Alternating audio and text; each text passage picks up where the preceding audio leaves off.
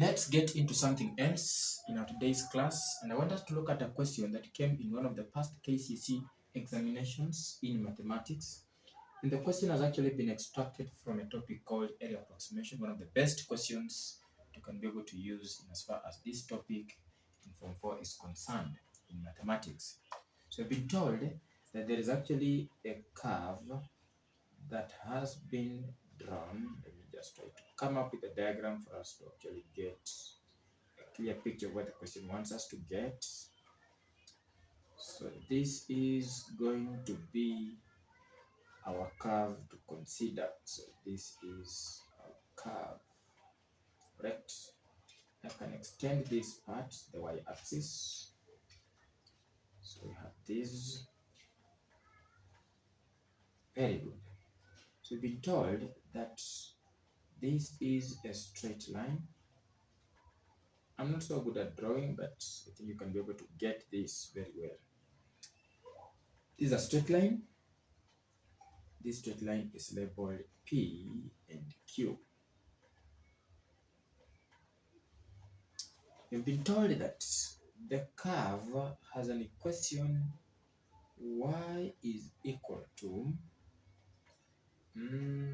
x minus 1, and this one is squared, then plus 4. And the question still tells us that, so let me just write it well so you can be able to see it very clearly. So the equation of the curve is y is equal to x less 1. This is squared, then you're told plus 4. It is fine, but you have not been given the equation of the straight line. So the curve and the line are intersecting at 2 points. The first point is point P, the second point is point Q. So at this point, we obviously know that the value of y and the value of x, and as well the value of y and the value of x for both the curve and the line must be the same. This, the first thing you've been given as the curve, and its equation is a quadratic equation which is actually able to read x minus 1, and this one is squared. You've been told plus 4 is a constant. You have actually been told that there is a straight line PQ, and this straight line PQ is intersecting the curve PQ as well at points P and Q. And I've been told that at this point, point Q, I've been told that there is a way in which you can be able to get its coordinates and as well get the coordinates of P. How? Let's first be able to know that this line has to get extended, and the line can actually further extend to this end. I've been told that at this point, the coordinates of this line, in terms of where it actually intersects, the x-axis is 7, 0. And I've been told that at this point, where the line cuts the y-axis, the coordinates are 0, 7. I obviously know. When a line cuts the x-axis, the value of y must be 0. And obviously, the value of x can be obtained. When a line cuts the y-axis, then obviously the value of x is 0, but the value of y can be obtained. So this becomes our y-axis, and this becomes our x-axis. Now, when I looked at this question, the first part of the question was actually asking us to get the equation of the line. So first, I know the coordinates of that straight line. So in case you actually want to get the equation of a line, just get any two pairs of coordinates along that line. We've been given this. We've been told we first have 0, 7, then we have 7, 0. We can take this to be our x, and this one to be our y. This as our x, and this one as our y. So we can have x1, y1, x2, y2. How do I get the gradient? So I'll actually say gradient g is equals to y2 less y1 over x2 less x1.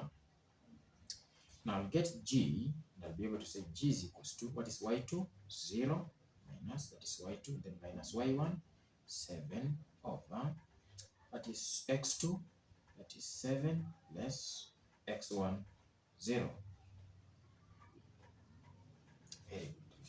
So that translates into negative 7 over 7. So our gradient, our g, is equals to negative 1. Then how do I get the equation of the line? I'll be able to say the equation must be in the form y is equals to mx plus c. So I'll pick again any pair of the values here. I can even decide to use this. So as long as I have this as one of the pairs of the values, then the gradient of negative 1, I can get the equation of the line. How? What is y in this pair? Y is 0. So I'll say 0 is equal to m is our gradient. So g is the same as m. So I'll say negative 1 times x, and our x is 7, then plus c. So 0 is equals to negative 1 times 7, that is negative 7 plus c. How do I get the constant c where the line cuts the y-axis? Because c stands for the point where the line cuts the y-axis, or the y-intercept. So we'll take this on this other side. So we'll have 0 plus 7 is equals to c, the constant. So the c is 7. So the equation will be y is equals to m, negative 1, the gradient, negative 1 x, and plus 7, the constant. So that becomes the equation of the line. That becomes the equation of the line. Now, you've been told to actually get the coordinates of point P and point Q as the point of intersection of both the curve in terms of the equation given here and the straight line that I've actually been able to get its equation. What do you do? At this point of intersection, I've actually told you the coordinates of the line and the coordinates of the curve must be the same. At this other point of intersection, the coordinates of the line and the coordinates of the curve must be the same in terms of both the value of x and the value of y, in terms of the value of y and the value of x. So if this is 0, that means the value of x here will be negative, the value of y here will be positive. The value of x here will be positive, the value of y here will be positive. So what do I do? If I want to get the points or the coordinates of point of intersection between the line and the curve, I just take the equation of the straight line, then equal to the equation of the curve, because they must have the same points at that point of intersection. So I'll just come here and say if y is equals to this, that's the equation of the line. And I've also been told that y is equals to x minus 1 squared, then plus 4. And that means y is equals to y. I'll just take the equation of the line and equal to the equation of the curve. So I'll have negative 1x plus 7 is equal to, so let me expand this part. So x squared, I'll be able to have x squared minus, then 2 times 1 times x. 2 times 1, that is 2. 2 times x, that is 2x. Then that will be minus 1 squared, that gives us plus 1, then now plus 4. So you'll be able to have minus 1x plus 7. The answer must be equal to x squared, okay, minus 2x plus 5. Let's try to collect like terms. We should take both minus 1x on this side and 7 as well on this side. I'll write the 0. 0 is equals to x squared minus 2x. Then when minus 1x comes this side, it actually becomes plus 1x. Then I'll have plus 5. Then minus 7. So I'm going to have 0 is equal to x squared minus 1x, then minus 2. That becomes my quadratic equation that I'm going to solve to get the values of x that are actually substitute any of these two equations for me to get the corresponding values of y, for me to get the points of intersection of the curve and the straight line. So quadratically, I can use sum product. So sum is negative 1 and product is negative 2. So two numbers that can give us a sum of negative 1 then a product of negative 2, I can be able to use negative 2 and 1. Negative 2 times 1, that is negative 2. 2 plus 1, that is negative 1. So we shall be able to have x squared. Then instead of writing minus 1x, I'll actually be able to get minus 2x, then plus 1x, then minus 2. So I can be able to have x into x minus 2. So x times x, that is x squared. X times 2, that is 2x. Plus common divisor, that is 1. So 1 into, that will be now the same as x minus 2. So 1 times x, 1x. 1 times 2, that is 2. So it will be x plus 1, then x minus 2. So if I say x plus 1 is equals to 0, that means the value of x is going to be minus 1.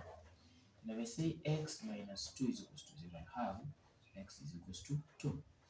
So the values of x are negative 1 and 2. Now looking at these coordinates, that means if the first value of x is minus 1, that must be somewhere here, because this side has negative values. And the value of x is 2, that must be the value of x at this point. So the value of x of p at the point of relation between the curve and the line is minus 1. The value of x at the point of intersection between the line and the curve at point q is 2. So can we get the corresponding values of y? Yes.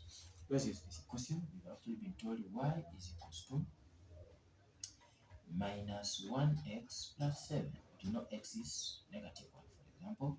So we're going to have y is equals to minus 1 into minus 1 plus 7. So y is equals to minus 1 times minus 1, that is positive 1 plus 7. So that means y is equals to 8.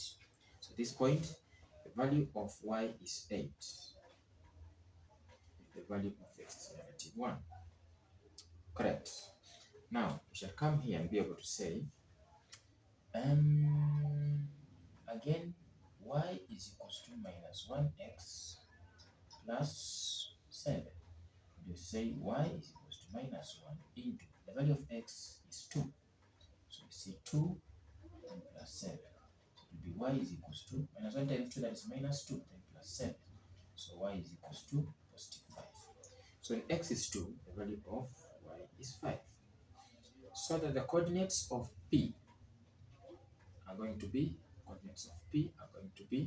when x is minus 1, the value of y is 8. The values of q are going to be, when x is 2, the value of y is 5. So we can be able to capture those values here. We're going to have the values of p as minus 1, 8, and the values of q as minus 1, that is minus 1, 8, then we have 2 and 5. Correct. So those are the coordinates of the points of intersection between the line and the curve at point P and at point Q.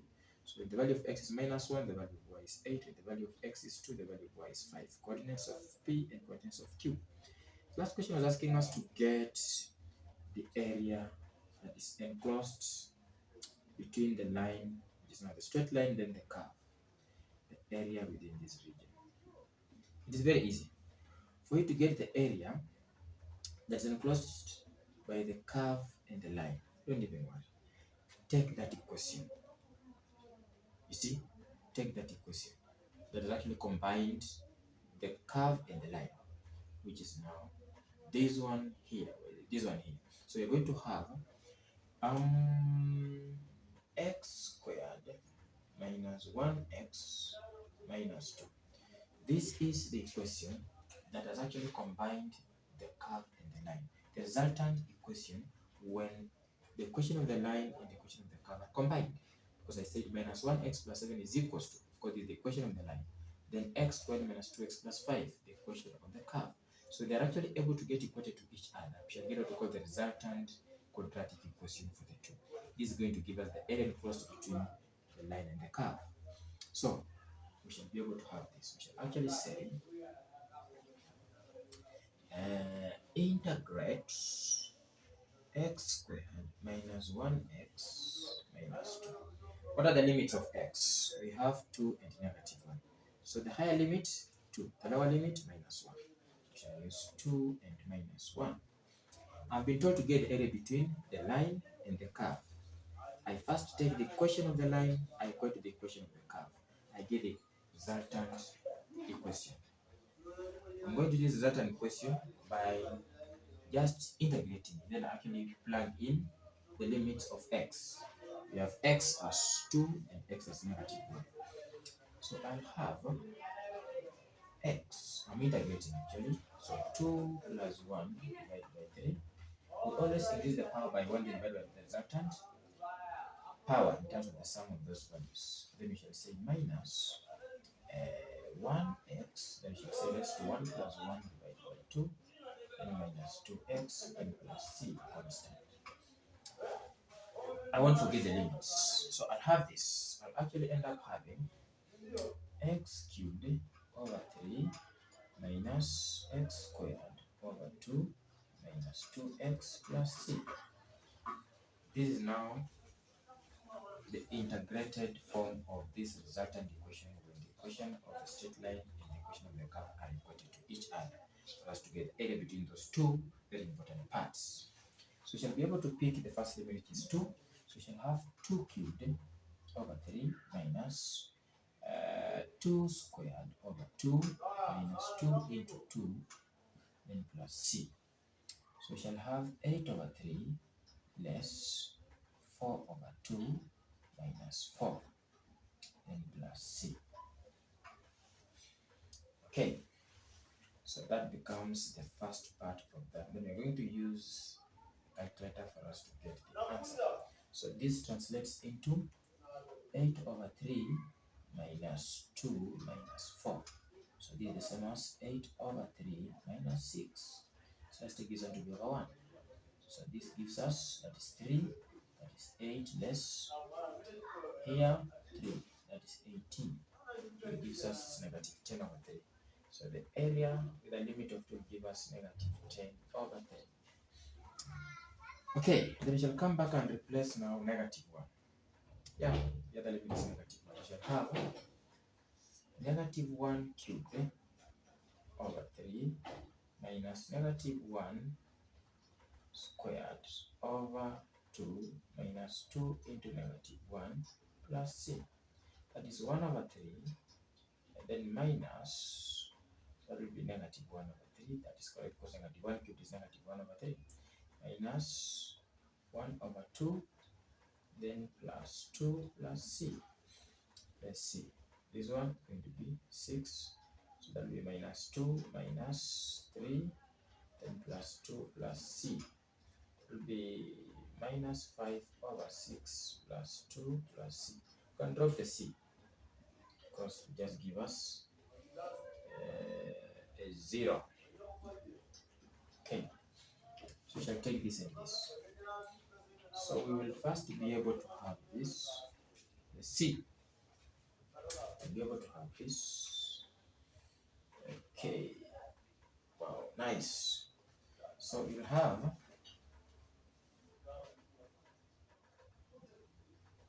minus 10 over 3.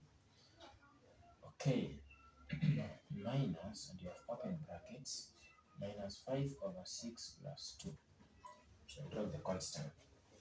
So we're going to have minus 10 over 3 plus 5 over 6 minus 2. This can be over 1. So let's select the LCM. So we have 3, 6, that should be 6. So this will be 2 minus 20 plus, this will be 1, that is 5, minus, it will be 6, 12. So minus 20 plus 5 minus 12, that is going to be minus 15 minus 12.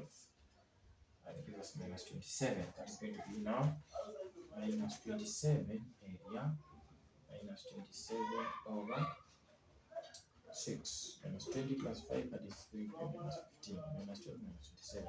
Let's say 3 there, 9, 3 there, 2.